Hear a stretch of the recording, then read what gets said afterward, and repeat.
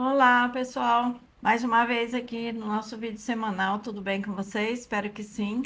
Que Deus abençoe a cada um que tem nos acompanhado para aprender um pouco mais da palavra de Deus. Nós vamos aprender juntos porque nós também somos seres humanos imperfeitos, como todos. E às vezes a gente nem sabe muita coisa, apesar de ler bastante, às vezes a gente tem que orar para o Espírito Santo estar falando. Então eu só quero pedir que vocês se inscrevam, tá? Eu estou precisando de inscritos aí no nosso canal. Se você puder se inscrever, se quiser também curtir, compartilhar, mas a inscrição eu peço para que quem puder fazer isso faça, tá bom? Então vamos ao vídeo.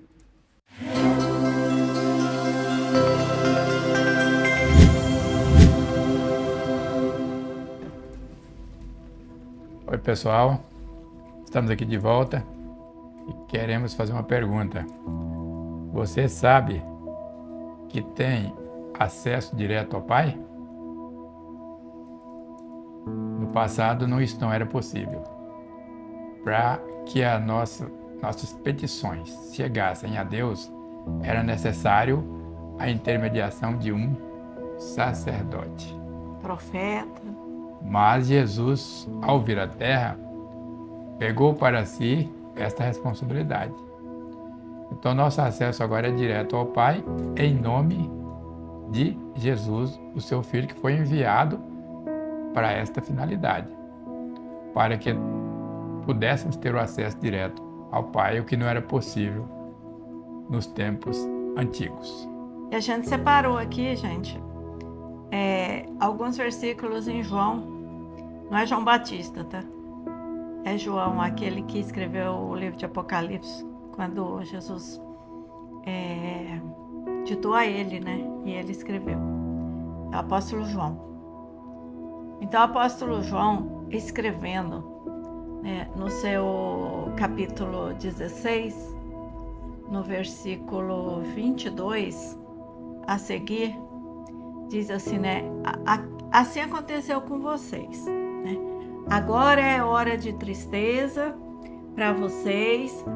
Então ele diz, agora vocês vão estar tristes. Ele estava falando com os discípulos, Jesus falando, agora vocês vão estar tristes. Por quê? Porque, né, ele iria para o Pai, quer dizer, ele iria passar pela cruz.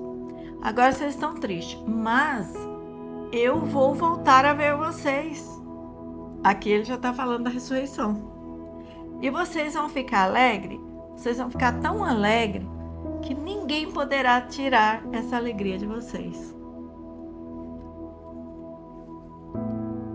Então ele confirmou essa palavra no versículo 23, né? Naquele dia vocês não me perguntarão mais nada. Por quê? Porque ele sabe de tudo. Tudo que Jesus falou vai ser cumprido. Aí ele disse, né? Peçam e receberão. Vocês precisam de alguma coisa? Peçam e receberão. Para que a alegria de vocês seja completa.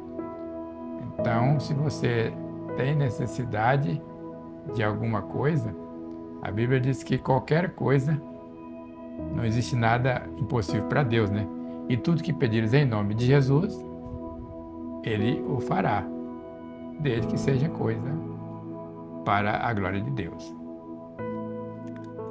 Então vamos aí pro versículo 25? 20. Não, 24 também diz assim, né? Até agora vocês não pediram nada pro Pai. Por que até aquele momento não tinha pedido nada pro Pai? Porque ele estava com Jesus, eles estavam né? Presentes, né? Jesus estava presente. Jesus estava ali, né? Então, só que Jesus ia passar pela cruz, ressuscitar, mas subir pro Pai novamente. Então, aí começou o momento de interceder ao Pai, que é o único Senhor, o único Deus verdadeiro. Então, era para esse que a gente deveria pedir. Mas aí vai dizer, né, que nós podemos pedir que Deus vai responder. Não é verdade? Ou às vezes você fala assim, não, mas eu pedi, não... Mas como você pediu? Tem que saber a forma de pedir e o que pedir. Porque você não pode pedir para Deus matar outra pessoa. Você não pode pedir para Deus fazer algo que Ele não vai fazer, né? Só para poder afagar seu ego, fazer a sua vontade. Não. Quem o Pai Nosso diz que a tua vontade seja feita tanto no céu como na terra, mas a tua de quem? De Deus. Jesus ensinou essa oração. Então não é a nossa vontade. Então nós aprendemos através desses versículos que temos acesso direto ao Pai, como já foi dito. Com a obra de Jesus na cruz, a humanidade, que antes estava em inimizade com Deus, foi reconciliada. E os crentes agora têm acesso direto ao Pai, por meio de Jesus, sem a necessidade de intermediários. Como eu já tinha falado, como os sacerdotes faziam na antiga aliança. Então, na nova aliança, no Novo Testamento, Jesus é o nosso intermediador. Não é Maria, não é nenhum apóstolo, não é nenhuma outra pessoa, por mais importante que seja, é apenas Ele. Exatamente. E Ele disse também que enviaria o Consolador, o Espírito Consolador, para estar aqui com as pessoas na sua ausência. E esse Espírito é quem comunica conosco que somos filhos de Deus e que, portanto, temos o nosso acesso direto ao Pai através de Jesus Cristo. E aqui no capítulo 16, no versículo 26, fala assim, ó, nesse dia vocês não vão, pedir nada para mim. Eu não vou pedir nada por vocês para Deus. Por quê? Porque Deus já ama vocês. Então, Jesus, vai lá pedir para Deus. Não, essa não é a oração certa. Jesus não vai lá pedir para Deus. Você vai pedir direto para o Pai, no nome de Jesus. Veja a diferença de oração. Por quê? Porque nós já recebemos essa promessa de Jesus. Eu não vou lá ficar pedindo para vocês, não. Vocês pedem para Ele no meu nome, porque Ele já ama vocês. Se Ele não amasse vocês, aqui está dizendo no versículo, Ele não teria me mandado aqui para salvar vocês. Então, Deus já ama vocês. E Ele afirmou em outra passagem, dizendo que Ele e o Pai era como uma única pessoa. E o Pai o atendia em todo o que Ele pedisse. O que Ele fizer, o Pai aprova. O Pai aprova. Tudo que Ele aprovar na terra será aprovado no céu por Deus Pai. E aí também nós vamos lá pro 27, que é o que eu acabei de falar aqui, Pois o próprio Pai os ama. Porque quando vocês me amaram e creram em mim, então se vocês me amaram e creram em mim, o próprio Pai os ama também. Por isso a importância de crer, Se a gente não crê em Jesus, não adianta pedir para Deus, porque você não creu no Filho dele, como é que ele vai te atender o seu pedido? Então é necessário a gente crer em Jesus Cristo para ter este privilégio de pedir ao Pai, de fazer diretamente as nossas petições ao Pai, em nome do seu Filho, Jesus Cristo, que veio à Terra para cumprir uma missão, como ele mesmo disse, Iria retornar ao Pai, e aí nós tínhamos todo o acesso, todo o direito de fazer os pedidos que quiséssemos em nome dele. Então vamos falar aqui nesse versículo 29. Então os discípulos de Jesus disseram: agora estás falando claramente e não por figuras. Isso porque Jesus falava muito através de parábolas, comparações. Aí eles ficavam perguntando, não estou entendendo isso, não estou entendendo, Aí Jesus falou logo certo para eles, agora nós estamos entendendo. Porque até aquele momento, Jesus não podia falar as coisas claramente, porque tinha pessoas que iriam distorcer as suas palavras, iriam tentar incriminá-lo de alguma forma. Então ele preferia falar por parábolas.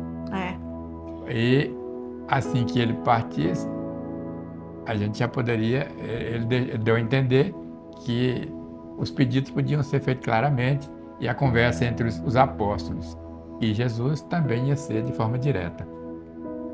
Então, lá no capítulo 16, ainda versículo 30, o que nós vemos? Agora podemos perceber que sabes todas as coisas e nem precisas que te façam perguntas. Por isso cremos que vieste de Deus. Aí a pergunta de Jesus: agora vocês creem? Quanto tempo os discípulos estavam com Jesus ali, andando com ele, vendo as maravilhas que ele estava fazendo. E agora, na véspera de Jesus cumprir a missão de morrer por nós, foi que eles foram ter o entendimento aberto e dizer: agora nós cremos. Aí Jesus fala assim: agora vocês creem? Agora? Então, muitas vezes, as pessoas estão dentro das igrejas, as pessoas estão falando de Jesus o tempo todo, as pessoas estão... Mas só que eles oram de forma errada, acreditam em outros intercessores, alguns têm os seus guias, sendo que a Bíblia diz que o nosso único guia é Jesus Cristo. Então, está fazendo tudo errado. Mas Deus é misericordioso. Jesus disse assim, né, que ele ama a gente.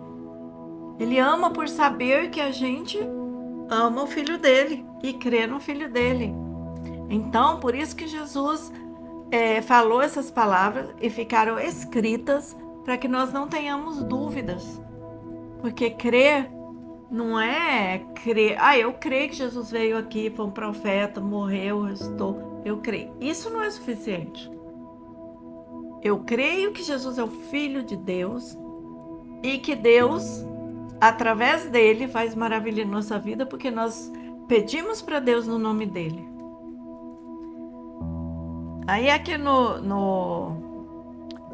já no capítulo 17, né? Não, ainda tem o versículo 32. Ainda tem o versículo 32 que termina essa parte, né? Então, aí no versículo 32 ele está afirmando, né, que é chegada a hora dele voltar para o Pai, né? Diz assim: aproxima-se a hora e já chegou, quando vocês serão espalhados, cada um para a sua casa. Vocês me deixarão sozinho, mas eu não estou sozinho, pois meu Pai está comigo. Pois é, ele já profetizou para os discípulos assim, ó. Os discípulos achavam, então, não, agora nós entendemos, agora nós cremos, pronto, né? Então, agora nós não vamos afastar de Jesus, é isso? Não, Jesus já profetizou, daqui a pouco eu vou cumprir minha missão e vocês vão me deixar sozinho, vou para cada um para suas casas. Mas eu não vou estar sozinho, por quê? Porque o Pai está comigo. Mas ele já sabia que o homem é um ser, né? É um ser fraco, é um ser que muitas vezes diz que crê, mas no fundo do coração, quem conhece a Jesus sabe que ele não está crendo. E aí Jesus mostrando para eles, para ver se eles mudavam de vida. E assim ele faz com a gente, né? Porque ele não quer essa fé, uma fé que não tem frutos. Quando a gente crê de verdade, Deus sabe, porque ele conhece dentro do nosso ser. Não adianta a gente falar que crê para os outros e os outros acreditar, e se a gente realmente não está crendo. Se não tem fé, diz a Bíblia, peça a Deus, porque quem dá a fé em cada um de nós é Deus, mas nós temos que pedir a fé, que Ele nos aumente a fé, para que nós possamos crer na palavra dEle. E aí nós vamos para o capítulo 17, versículo... O versículo 3, né? 3? Que diz: esta é a minha... mas ainda tem esse versículo 33, né? Tem, volta um pouquinho então. 16:33. Isso. Eu disse essas coisas para que em mim vocês tenham paz. E neste mundo vocês terão aflições, contudo tenham ânimo, Bom eu ano. venci o mundo. Então, aqui Jesus afirma claramente que a gente ia passar por momentos de aflições. Todo aquele que crê, ou mesmo que não crê, passa por um momento de aflições. Mas ele disse ainda para continuarmos firmes, não desanimarmos. Não, desanima. Porque da mesma forma que ele venceu, aquele que se manter firme também vencerá. Isso que quer dizer nesse versículo 33. Aí agora sim, né? Capítulo 17, versículo 3. Esta é a vida eterna, que te conheçam como o único Deus verdadeiro e a Jesus Cristo a quem enviaste. Então, quem não tiver, não crer, né? Quem não reconhecer esse princípio, né? Reconhecer o Deus Pai como o único Deus verdadeiro e Jesus Cristo como seu Filho, então ele não vai participar da vida eterna. Porque é preciso reconhecer isso e confessar com a nossa boca, né? Que Jesus Cristo é o Filho de Deus. E aqui está agora o versículo 4, né? É a continuação. E eu te glorifiquei na terra. Deus falando com Jesus falando com Deus, com o Pai. Eu te glorifiquei na terra, completando a obra que me deste para fazer. Então ele cumpriu. E agora eu quero que integralmente, tu né? me glorificas. Eu te glorifiquei na terra, agora eu quero que tu me glorificas no céu, e eu quero que tu me glorificas, me dê a mesma glória que eu tinha desde a fundação do mundo.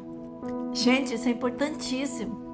Tem gente que não consegue entender isso, né? Tem gente que pensa, porque Jesus é filho de Deus, pensa que Jesus nasceu quando Maria teve Jesus, que Jesus só viveu a partir daí.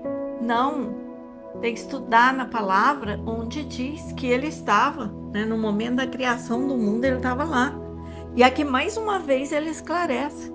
Ele fez essa oração perto dos discípulos, os discípulos entenderem, né? Porque ele falou, me glorifica, Pai, assim como eu glorifiquei o teu nome aqui na terra, e eu quero uma glória, a mesma que eu tinha aí, ó, com o Senhor, desde a fundação do mundo. Provavelmente ele foi prometido isso pelo próprio Deus, né? E ele aqui está lembrando, né? Que ele veio, ele se licenciou lá deixou a sua glória, né? Para viver no meio dos homens, nascer como homem, viver no meio dos homens, sofrer o que fosse necessário, e o seu fim ele já sabia desde o princípio que seria uma morte de cruz, mas com a promessa da ressurreição. Então a gente fechou com esse versículo 5, né? Onde que ele fala com Deus, né? Então, que ele vai receber a glória que ele tinha antes. Quando Jesus cumpriu a sua missão, ele e o Pai o ressuscitou, conforme tinha prometido, né? Ele passou a ter a sua glória restaurada, restabelecida, melhor dizendo, e agora ele intercede ainda como o nosso advogado, né? E tem um outro versículo também que diz assim, tudo o que pedires, crendo, recebereis. Sim, eu já citei. E que já tá confirmando esse aqui, né? Esse outro versículo de João. Que você... Deus vai te responder. Por quê? Porque você creu no Filho dele. Porque você amou, você aceitou o Filho dele como seu único Salvador. E a petição às vezes não chega, né? No momento que você pede, né? Exatamente. Porque existe a diferença, né, do nosso tempo com o tempo de Deus. Exatamente. E a gente já falou aqui, né? Deus, um dia para Deus é 1000 anos para nós. Deus poderia ter ressuscitado Jesus no primeiro dia. Ele esperou 3 dias para provar que o poder que ele tinha, né? Daniel ficou orando, jejuando 21 dias. Ele podia ter desistido, né? E quando Jesus soube que Lázaro, seu amigo, tinha morrido, ele não se apressou para correr lá para ressuscitar Lázaro. Esperou o tempo no quarto necessário. E os judeus acreditavam que até o terceiro dia era possível ressuscitar, mas depois daí não tinha mais jeito. Mas Jesus, então, para provar que ele tinha poder, que o Pai lhe tinha te dado, ele esperou o quarto dia. E a glória de Jesus foi maior ainda. E chegou lá, chamou Lázaro, ele saiu do túmulo, caminhando, sem ninguém trazê-lo nos braços, né? E provou que ele vai ressuscitar a todos aqueles que nele creem, dependendo do tempo que tenham morrido. Então a gente resolveu falar sobre esse assunto para poder ver se você desperta a sua fé. Nós devemos despertar nossa fé em Jesus Cristo. Por quê? Porque Ele que nos salvou.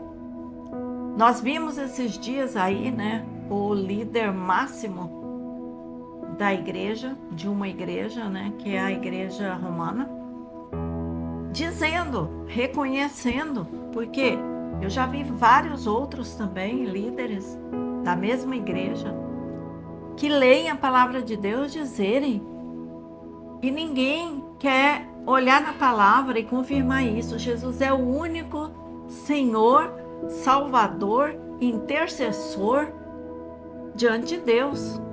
Não tem outro. Aí às vezes as pessoas pensam que recebeu uma graça porque o outro Deus, entre aspas, né, foi que deu. Foi não.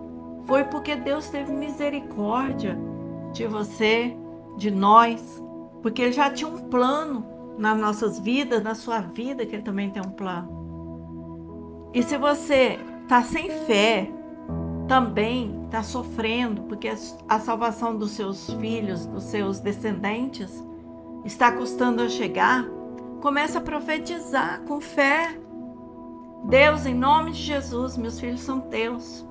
Deus, eu não trouxe filho ao mundo aleatoriamente. Eles têm promessas e eu profetizo no nome do seu filho Jesus. Aumenta a tua fé nesta hora. E também, se vier a doença, se vier os problemas, não importa. Não importa, porque nós não vivemos para esse mundo, para essa terra.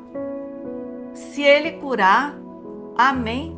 Se Ele não curar, nós não vamos ter mais doença lá no céu. Nós não vamos mais ter choro, né?